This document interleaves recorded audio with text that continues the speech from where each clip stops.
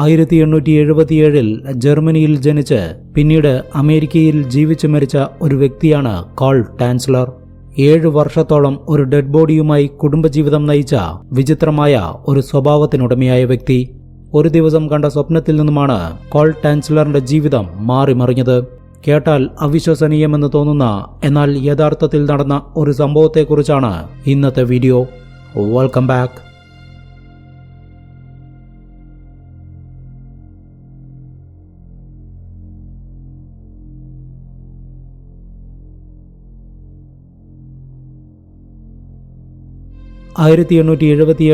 ജർമ്മനിയിലെ ഡ്രസ്ഡൻ എന്ന സ്ഥലത്താണ് കാൾ ടാൻസ്ലർ ജനിക്കുന്നത്. ഫ്രെഡറിക് ടാൻസ്ലറിന്റെയും എമിലി പൗലിന്റെയും രണ്ടാമത്തെ മകനായി ജനിച്ച കാൾ ടാൻസ്ലറിന് ഒരു സഹോദരി കൂടിയുണ്ട്. സ്കൂൾ കാലഘട്ടത്തിൽ മിടുക്കനായ ഒരു വിദ്യാർത്ഥിയായിരുന്ന കാളിന് വായനയിലും എക്സ്പെരിമെന്റ്സിലുമായിരുന്നു താല്പര്യമുണ്ടായിരുന്നത്. Electricity, chemical experiments, flying machine എന്നീ വിഷയങ്ങൾ പഠിക്കുന്നതിൽ അവൻ കൂടുതൽ താല്പര്യം പ്രകടിപ്പിച്ചിരുന്നു. ഇങ്ങനെയൊരു താല്പര്യമുള്ളതുകൊണ്ടും ഈ വിഷയവുമായി ബന്ധപ്പെട്ട് കൂടുതൽ അറിവുകൾ അവൻ ആർജിച്ചതുകൊണ്ടും സ്കൂൾ പഠനകാലത്ത് തന്നെ അവൻ സ്വന്തമായി ഒരു ഗ്ലൈഡർ പ്ലെയിൻ ഉണ്ടാക്കിയിരുന്നു. ഇങ്ങനെ പഠനത്തിൽ മാത്രം ശ്രദ്ധിച്ചിരുന്ന കാൾ ടാൻസ്ലർ തന്റെ 12ാം വയസ്സിൽ ഒരു ദിവസം രാത്രി ഉറങ്ങാനായി കിടന്നപ്പോൾ ഒരു സ്വപ്നം കണ്ടു. അവന്റെ മരിച്ചുപോയ ഗ്രാൻഡ് മദറാണ് സ്വപ്നത്തിൽ വന്നത്. കൂടെ സുന്ദരിയായ ഒരു പെൺകുട്ടിയുമുണ്ടായിരുന്നു. ഈ പെൺകുട്ടി നിന്റെയാണെന്നും അവൾക്ക് ഒരു രോഗമുണ്ട്, അത് നീ ചികിത്സിച്ച് ഭേദമാക്കണമെന്നും പറഞ്ഞ് ഗ്രാൻഡ് മദർ സ്വപ്നത്തിൽ നിന്നും മാഞ്ഞുപോയി. എന്നാൽ ആ പെൺകുട്ടി കുറെ നേരത്തേക്ക് കൂടി അവന്റെ സ്വപ്നത്തിലുണ്ടായിരുന്നു. പെട്ടെന്ന് ഉറക്കത്തിൽ നിന്നും ഉണർന്ന കാൾ ടാൻസ്ലറിന് അതീവ സുന്ദരിയായ ആ പെൺകുട്ടിയുടെ മുഖം മറക്കാനേ കഴിഞ്ഞില്ല. ഇതൊരു സാധാരണ സ്വപ്നമാണെന്നാണ് അവൻ ആദ്യം കരുതിയിരുന്നത്. എന്നാൽ സുന്ദരിയായ ആ പെൺകുട്ടിയുടെ മുഖം അവന്റെ മനസ്സിൽ തന്നെ ആഴത്തിൽ പതിഞ്ഞു. അത് പിന്നീടുള്ള അവന്റെ പഠനത്തെയും ബാധിച്ചു. എത്ര ശ്രമിച്ചിട്ടും അവൻ അതിൽ നിന്നും പുറത്തു വരാൻ സാധിച്ചില്ല. ഒരു ഘട്ടത്തിൽ ഇതൊരു സാധാരണ സ്വപ്നമല്ല എന്നും തന്റെ ഗ്രാൻഡ് മദർ തന്നെ ഏൽപ്പിച്ചിട്ട് പോയ ഒരു കർത്തവ്യമാണെന്നും അവൻ മനസ്സിലാക്കുന്നു. സ്വപ്നത്തിൽ ഗ്രാൻഡ് മദർ പറഞ്ഞത് ആ പെൺകുട്ടിക്ക് ഒരു മാറാരോഗമുണ്ടെന്നും അത് ചികിത്സിച്ച് ഭേദമാക്കേണ്ടത് നിന്റെ കടമയാണ് എന്നുമായിരുന്നു. അതുകൊണ്ട് തന്നെ ഇനിയുള്ള തന്റെ പഠനം മെഡിസിനുമായി ബന്ധപ്പെട്ടതായിരിക്കണമെന്ന് അവൻ തീരുമാനിച്ചു. ഇത് പ്രകാരം arts of medicine, philosophy, maths, physics, chemistry എന്നിങ്ങനെ 4 വിഷയങ്ങളിൽ ഊന്നൽ നൽകി അവൻ പഠനം തുടങ്ങി. തുടർന്ന് കോളേജ് പഠനം പൂർത്തിയാക്കിയ കാൾ ടാൻസ്ലർ അവന്റെ സ്വപ്നത്തിൽ പ്രത്യക്ഷപ്പെട്ട ആ പെൺകുട്ടിയെ കണ്ടുപിടിക്കാൻ തീരുമാനിച്ചു. ആ പെൺകുട്ടിയെക്കുറിച്ച് ഒരു കാര്യം മാത്രമേ കോളിനറിയൂ. അവളൊരു യൂറോപ്യനല്ല, മറ്റേതോ രാജ്യത്തുള്ള പെൺകുട്ടിയാണ്. ഇതോടെ പല രാജ്യങ്ങളിലും ചെന്ന് അവളെ അന്വേഷിച്ചു നടക്കാൻ കാൾ ടാൻസ്ലർ തീരുമാനിക്കുന്നു. അങ്ങനെയാണ് 1910 അവൻ ജർമ്മനിയിൽ നിന്നും ഓസ്ട്രേലിയയിലേക്ക് പുറപ്പെട്ടത്. ഓസ്ട്രേലിയയിലെ സിഡ്നിയിലാണ് കാൾ ടാൻസ്ലർ എത്തിച്ചേർന്നത്. ആദ്യം അവിടെ ഒരു ജോലി കണ്ടെത്തിയതിനു ശേഷം ആ പെൺകുട്ടിയെ കണ്ടെത്താമെന്ന് തീരുമാനിക്കുന്നു. അതുപോലെ ആ പെൺകുട്ടിക്ക് ഒരു മാറാരോഗമുള്ളതുകൊണ്ട് തന്നെ മെഡിക്കൽ ഫീൽഡുമായി ബന്ധപ്പെട്ട എന്തെങ്കിലും ജോലി ലഭിച്ചാൽ മാത്രമേ അവളെ പെട്ടെന്ന് കണ്ടെത്താൻ കഴിയൂ എന്നും അവന് അറിയാമായിരുന്നു. തുടർന്ന് കാൾ ഒരു ഹോസ്പിറ്റലിൽ ജോലിയിൽ പ്രവേശിച്ചു. തന്റെ ജോലി കഴിഞ്ഞ് ബാക്കിയുള്ള സമയം മുഴുവൻ അവൻ ആ പെൺകുട്ടിയെയും തിരഞ്ഞ് ഓസ്ട്രേലിയ മുഴുവൻ കറങ്ങി നടന്നു. കാൾ ടാൻസ്ലറിന്റെ തിരച്ചിൽ 4 വർഷം കടന്നുപോയി. 1914 ഫസ്റ്റ് വേൾഡ് വാർ തുടങ്ങിയ കാലഘട്ടം. ജനങ്ങൾ യുദ്ധഭീതിയിലായിരിക്കുമ്പോഴും കാൾ അവന്റെ തിരച്ചിൽ തുടർന്നുകൊണ്ടേയിരുന്നു. എന്നാൽ ഓസ്ട്രേലിയയിലെത്തിയ ബ്രിട്ടീഷ് സൈന്യം ജനങ്ങളെ കോൺസെൻട്രേഷൻ ക്യാമ്പുകളിൽ തടവിലാക്കാൻ തുടങ്ങിയിരുന്നു. അതുകൊണ്ട് തന്നെ കാൾ ടാൻസ്ലറിന് പുറത്തിറങ്ങി തിരച്ചിൽ നടത്താൻ സാധിച്ചിരുന്നില്ല. ഈ സമയത്തും രോഗം ബാധിച്ച് ചികിത്സയ്ക്ക് വരുന്നവർക്കിടയിൽ അവൻ ആ പെൺകുട്ടിയെ തിരഞ്ഞുകൊണ്ടേയിരുന്നു. വീണ്ടും 4 വർഷങ്ങൾ കടന്നുപോയി.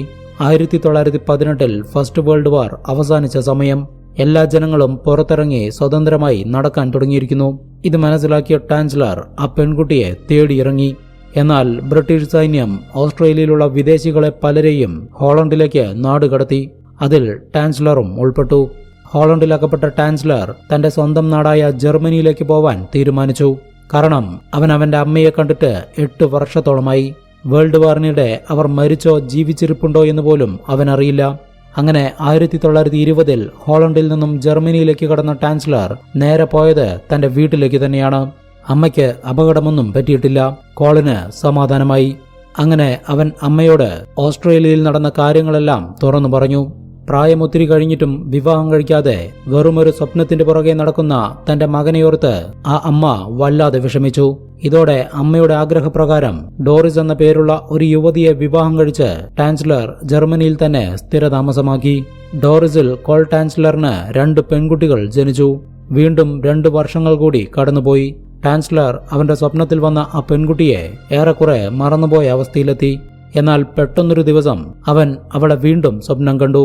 ഇതിനെ തുടർന്ന് തന്റെ ജീവിതം ഇവിടെ തീർക്കാനുള്ളതല്ല എന്നും ഗ്രാൻഡ് മദർ തന്നെ ഏൽപ്പിച്ച ആ കടമ ചെയ്തു തീർക്കണമെന്നും പറഞ്ഞ് കോൾ ടാൻസ്ലർ തന്റെ ഭാര്യയെയും മക്കളെയും ഉപേക്ഷിച്ച് ജർമ്മനിയിൽ നിന്നും അമേരിക്കയിലെ ഫ്ലോറിഡയിലേക്ക് നാടുവിട്ടു. വർഷങ്ങളോളം ഓസ്ട്രേലിയയിൽ തിരഞ്ഞിട്ടും ആ പെൺകുട്ടിയെ കണ്ടുകിട്ടാത്തതിനാൽ അടുത്തതായി അമേരിക്കയിൽ തിരച്ചിൽ നടത്താമെന്ന് കരുതിയാണ് കോൾ ടാൻസ്ലർ ഫ്ലോറിഡയിലെത്തിയത്. അവിടെ മറ്റൊരു ഹോസ്പിറ്റലിൽ റേഡിയോളജിസ്റ്റായി ടാൻസ്ലറിന് ജോലിയും ലഭിച്ചു. അവിടെയും ഹോസ്പിറ്റലിലേക്ക് വരുന്ന പേഷ്യൻസിനെ നോക്കിയും ഒഴിവു സമയങ്ങളിൽ തിരച്ചിൽ നടത്തിയും കോൾ ടാൻസ്ലർ ആ പെൺകുട്ടിയെ അന്വേഷിച്ചുകൊണ്ടേയിരുന്നു. വർഷങ്ങൾ വീണ്ടും കടന്നുപോയി. 1930 കോൾ ടാൻസ്ലറിന് 50 വയസ്സായിരിക്കുന്നു. ഇത്രയും വർഷങ്ങൾ കടന്നുപോയിട്ടും 12ാം വയസ്സിൽ തന്റെ സ്വപ്നത്തിൽ വന്ന ആ പെൺകുട്ടിയെ കണ്ടെത്താൻ കഴിയാതെ വന്നതിൽ കോൾ ടാൻസ്ലർ ഡിപ്രഷനിലേക്ക് തള്ളപ്പെട്ടു. ഇത്രയും വർഷം തിരഞ്ഞിട്ടും അതിൽ ഒരു ഫലവും ഉണ്ടായിട്ടില്ല. ഇങ്ങനെ വിഷമിച്ചിരിക്കുന്ന സമയത്താണ് 1930 ഏപ്രിൽ 22-ന് ഒരു പെൺകുട്ടി ട്രീറ്റ്മെന്റിനായി ഇദ്ദേഹം ജോലി ചെയ്തിരുന്ന ഹോസ്പിറ്റലിലേക്ക് വന്നത്. ആ പെൺകുട്ടിയെ കണ്ട മാത്രയിൽ തന്നെ കോൾ ടാൻസ്ലറിന് അതിയായ സന്തോഷമായി. കാരണം തന്റെ സ്വപ്നത്തിൽ വന്ന അതേ പെൺകുട്ടി ഒരു രൂപവ്യത്യാസവുമില്ലാതെ തന്റെ മുന്നിൽ നിൽക്കുന്നു. ഇത്രയും കാലം താൻ തേടി നടന്ന ആ പെൺകുട്ടി നേരിൽ വന്നിരിക്കുന്നു. അവൾ അവളുടെ അമ്മയോടൊപ്പമാണ് ട്രീറ്റ്മെന്റിന് വന്നിരിക്കുന്നത്. വളരെ വിനയത്തോടുകൂടി കോൾ ടാൻസ്ലർ അവരെ സ്വീകരിച്ചു. ആ പെൺകുട്ടിയുടെ പേര് ഹെലൻ എന്നാണ്. ട്രീറ്റ്മെന്റിനായി വന്ന ഹെലനെ കണ്ട കോൾ ടാൻസ്ലർ അവളെ തന്നെ നോക്കി നിന്നു. ഈ സമയം ഹെലന്റെ രോഗാവസ്ഥയെക്കുറിച്ച് അവളുടെ അമ്മ ഡോക്ടറിനോട് പറഞ്ഞുകൊണ്ടിരിക്കുകയായിരുന്നു. ഹെലന് TB ആണ്. അന്നുകാലത്തൊന്നും TBക്ക് മരുന്ന് കണ്ടെത്തിയിട്ടില്ല.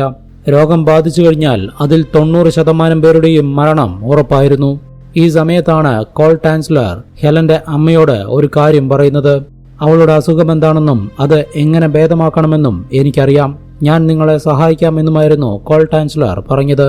ഹെലനെ ജീവിതത്തിലേക്ക് തിരിച്ചു കൊണ്ടുവരാൻ കോൾ ഏതറ്റം വരെ പോവാനും തയ്യാറായിരുന്നു. ഇതിനുവേണ്ടി അദ്ദേഹം സ്വന്തമായി തന്നെ പരീക്ഷണങ്ങൾ നടത്തി ലാബിൽ പുതിയ മരുന്നുകൾ ഉണ്ടാക്കാൻ തുടങ്ങി. അത് ഹെലന് നൽകുകയും ചെയ്തിരുന്നു. അന്ന് TBക്ക് മരുന്നില്ലാത്തതുകൊണ്ടും എല്ലാ ഡോക്ടേഴ്സും കൈമലർത്തിയതുകൊണ്ടും കോൾ ടാൻസ്ലറിനെ തന്നെ ആശ്രയിക്കാനും ഹെലന്റെ കുടുംബം തീരുമാനിച്ചു. തുടർന്ന് ജോലിക്ക് പോലും പോവാതെയാണ് കോൾ ടാൻസ്ലർ ഹെലനെ ചികിത്സിച്ചുകൊണ്ടിരുന്നത്. ഇതിൽ അവളുടെ അമ്മയ്ക്കും സഹോദരിക്കും ഉൾപ്പെടെ സംശയങ്ങൾ തോന്നിയിരുന്നുവെങ്കിലും ഹെലന്റെ ആരോഗ്യസ്ഥിതിയോർത്ത് അവർ ഒന്നും തന്നെ പ്രതികരിച്ചില്ല. ഇത് മനസ്സിലാക്കിയ ടാൻസ്ലർ അവന് സമയം കിട്ടുമ്പോഴെല്ലാം ഹെലനെ കാണാനായി അവളുടെ വീട്ടിൽ വരും. ഗിഫ്റ്റുകൾ വാങ്ങിക്കൊടുക്കും. അങ്ങനെ അവളെ സ്വന്തമാക്കാൻ വേണ്ടി അയാൾ പലതും ചെയ്തു. പക്ഷേ ഹെലന് ടാൻസ്ലറിനെ ഒട്ടും ഇഷ്ടമായിരുന്നില്ല. കാരണം അയാൾക്ക് 53 വയസ്സാണ്. ഹെലന് വെറും 22 വയസ്സും. അതുമാത്രമല്ല ഹെലൻ വിവാഹിതയും പ്രഗ്നന്റുമായിരുന്നു. എന്നാൽ ഈ രോഗമുള്ളതുകൊണ്ട് തന്നെ അത് അബോർഷനായി പോയി. ഈ ഒരു കാരണം കൊണ്ട് തന്നെ ഹെലന്റെ ഹസ്ബൻഡ് അവളെ ഉപേക്ഷിച്ചു പോവുകയും ചെയ്തതാണ്. എന്നിരുന്നാലും അവർ ഡിവോഴ്സ് ആയിട്ടില്ല. ഇതെല്ലാം കോളിന് അറിയാമായിരുന്നുവെങ്കിലും അയാൾ അവളോട് കൂടുതൽ അടുപ്പം കാണിക്കാൻ ശ്രമിച്ചുകൊണ്ടേയിരുന്നു. ഇതെല്ലാം ഹെലന്റെ പാരന്റ്സിന്റെ ശ്രദ്ധയിൽപ്പെട്ടിരുന്നുവെങ്കിലും തങ്ങളുടെ മകളുടെ ജീവൻ തിരിച്ചു കിട്ടുമെന്ന പ്രതീക്ഷയിൽ അവർ ടാൻസ്ലർ ചെയ്യുന്നതൊന്നും ശ്രദ്ധിക്കാതെയിരുന്നു. എന്നാൽ ഹെലനെ ബാധിച്ചിരിക്കുന്നത് ഒരു മാറാരോഗമായിരുന്നതിനാൽ 1930 ഒക്ടോബർ 25-ന് ഹെലൻ മരണത്തിന് കീഴടങ്ങി. ഹെലന്റെ വിയോഗം അവളുടെ ഫാമിലിയേക്കാൾ കോൾ ടാൻസ്ലറിനെയാണ് തകർത്തു കളഞ്ഞത്. ഇതോടെ ഹെലന്റെ മരണാനന്തര ചടങ്ങുകൾ ടാൻസ്ലർ ഏറ്റെടുത്തു നടത്താൻ തീരുമാനിച്ചു. ഇതിനായി അവളുടെ പാരന്റ്സിന്റെ അനുവാദവും വാങ്ങി. ഒരു വെൽത്തി ഫാമിലിയിൽ മരണം നടന്നാൽ എങ്ങനെ ചടങ്ങുകൾ നടക്കുന്നുവോ അതുപോലെയായിരുന്നു ഹെലന്റെ ചടങ്ങുകളും നടന്നത്. ഹെലന്റെ ഫാമിലി ഒരു ലോവർ മിഡിൽ ക്ലാസ് ഫാമിലിയാണ്. അധികം പണമൊന്നും അവരുടെ കൈവശമുണ്ടായിരുന്നില്ല. ഉണ്ടായിരുന്ന സമ്പാദ്യം മുഴുവൻ ഹെലന്റെ ട്രീറ്റ്മെന്റിനായി ചിലവാക്കി. അതുകൊണ്ട് തന്നെ ഇപ്പോഴവർ താമസിച്ചിരുന്ന വീട് വിറ്റ് ചെറിയൊരു വീട് വാങ്ങി അങ്ങോട്ട് മാറാൻ അവർ തീരുമാനിച്ചു. ഈ വിവരമറിഞ്ഞ കോൾ ടാൻസ്ലർ ആ വീടിനു വേണ്ടി എത്ര പണം ചിലവാക്കാനും താൻ തയ്യാറാണ് എന്ന് പറഞ്ഞ് ഹെലന്റെ പാരന്റ്സിൽ നിന്നും ആ വീട് വിലയ്ക്ക് വാങ്ങി. ഹെലന്റെ അന്ത്യകർമ്മങ്ങൾ ചെയ്തപ്പോഴും അവൾ താമസിച്ച വീട് വാങ്ങിക്കുകയും ചെയ്തപ്പോഴും ഹെലന്റെ പാരന്റ്സിന് യാതൊരു സംശയവും തോന്നിയിരുന്നില്ല. എന്നാൽ കോൾ ടാൻസ്ലറിന് അയാളുടേതായ ഒരു പ്ലാനിംഗ് ഉണ്ടായിരുന്നു.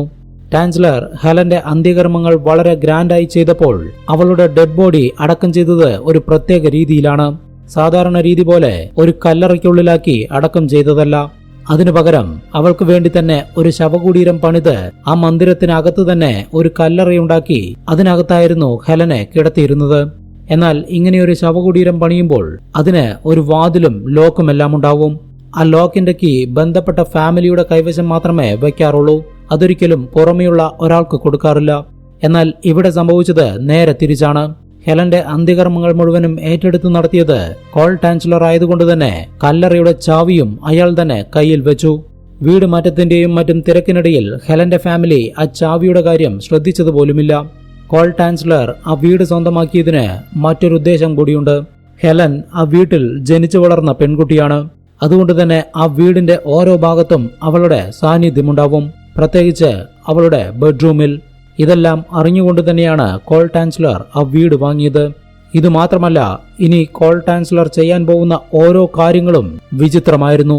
ലോകം മുഴുവൻ ഒരു നടുക്കത്തോടെയാണ് കോൾ ടാൻസ്ലർ ചെയ്ത കാര്യങ്ങൾ കേട്ടത്. എന്നും രാത്രിയാകുമ്പോൾ കോൾ ടാൻസ്ലർ കയ്യിൽ ഒരു ഫോർമാലിൻ കുപ്പിയുമെടുത്ത് ഹെലന്റെ ശവകുടീരത്തിലേക്ക് പോകും. ശേഷം ആ കല്ലറ തുറന്ന് അവളുടെ ശരീരം മുഴുവൻ ഫോർമാലിൻ കൊണ്ട് വൃത്തിയാക്കും. ഫോർമാലിൻ ഉപയോഗിച്ച് മൃതശരീരം കേടാവാതെ സൂക്ഷിക്കാൻ അയാൾ പരമാവധി ശ്രമം നടത്തി. ഇങ്ങനെ എല്ലാ ദിവസവും കോൾ ടാൻസ്ലർ ഈ പ്രവൃത്തി തുടർന്നുകൊണ്ടേയിരുന്നു. എന്നെങ്കിലും ഒരു നാൾ ഹെലൻ ജീവനോടെ തിരിച്ചു വരുമെന്നുള്ള വിശ്വാസം കോൾ ടാൻസ്ലറിനുണ്ടായിരുന്നു. എന്നും രാത്രി ഹെലൻ ഇഷ്ടപ്പെട്ട സ്പാനിഷ് സോങ്ങിന് നൃത്തം ചവിട്ടിയാണ് അയാൾ അവളെ വൃത്തിയാക്കിയിരുന്നത്. ദിവസങ്ങൾ കഴിയവേ ഹെലൻ മെലിഞ്ഞു വരാൻ തുടങ്ങി. അതായത് അവളുടെ ശരീരം അഴുകി തുടങ്ങിയിരിക്കുകയാണ്. അത് മനസ്സിലാക്കാൻ പോലും കഴിയാത്ത ഒരു മാനസികാവസ്ഥയിലേക്ക് കോൾ ടാൻസ്ലർ എത്തിച്ചേർന്നിരിക്കുന്നു. ഭക്ഷണം കഴിക്കാത്തത് കൊണ്ടാണ് അവൾ മെലിയുന്നത് എന്ന് പറഞ്ഞ് അയാൾ എല്ലാ ദിവസവും അവൾക്ക് ഭക്ഷണം കൊടുക്കാൻ തുടങ്ങി. മിക്ക ദിവസങ്ങളിലും ഭക്ഷണം കഴിക്കാതിരിക്കുന്നത് കൊണ്ടാണ് ഹെലൻ മെലിഞ്ഞു വരുന്നത് എന്നാണ് അയാളുടെ ചിന്ത. എന്നാൽ ഭക്ഷണം കൊടുക്കുമ്പോൾ ഹെലൻ വിഴുങ്ങാത്തതുകൊണ്ട് തന്നെ വായിലൂടെ ഒരു ട്യൂബ് ഇറക്കി ലിക്വിഡ് രൂപത്തിലായിരുന്നു പിന്നീട് ഭക്ഷണം കൊടുത്തത്. ദിവസങ്ങളോളം ഈ അവസ്ഥ തുടർന്നുകൊണ്ടേയിരുന്നു. ഒരു ദിവസം ഹെലൻ കണ്ണു തുറക്കുകയും കോൾ ടാൻസ്ലറിനോട് സംസാരിക്കാനും തുടങ്ങി. എന്നാൽ ഇത് യഥാർത്ഥത്തിൽ നടന്നതല്ല. ദിവസങ്ങളോളം ഒരു മൃതശരീരത്തോട് സംസാരിച്ചും അടുത്തിടപഴകിയും അയാൾ ഒരു സൈക്കോയായി മാറിയിരിക്കുന്നു. ഹെലൻ ജീവനോടെ തിരിച്ചു വന്നു എന്ന് അയാളുടെ മനസ്സിൽ ആഴത്തിൽ പതിഞ്ഞു. അവൾ തന്നോട് സംസാരിക്കുന്നതായും അയാൾക്ക് തോന്നി. എന്നെ ഈ പെട്ടിയിൽ നിന്നും വീട്ടിലേക്ക് കൊണ്ടുപോകൂ എന്നാണ് ഹെലൻ ആദ്യം പറഞ്ഞത്. കോൾ ടാൻസ്ലർ ഒരു രാത്രി അവളെ ആരും കാണാതെ ആ കല്ലറയിൽ നിന്നും പുറത്തെടുത്ത് വീട്ടിലേക്ക് കൊണ്ടുപോയി. ഇങ്ങനെ ഹെലന്റെ ഡെഡ് ബോഡി അയാൾ വീട്ടിലെത്തിക്കുമ്പോൾ അവൾ മരിച്ചിട്ട് 2 വർഷങ്ങൾ കഴിഞ്ഞിരുന്നു. തുടർന്ന് കോൾ ടാൻസ്ലർ ചെയ്ത ഓരോ കാര്യങ്ങളും വിചിത്രമായിരുന്നു.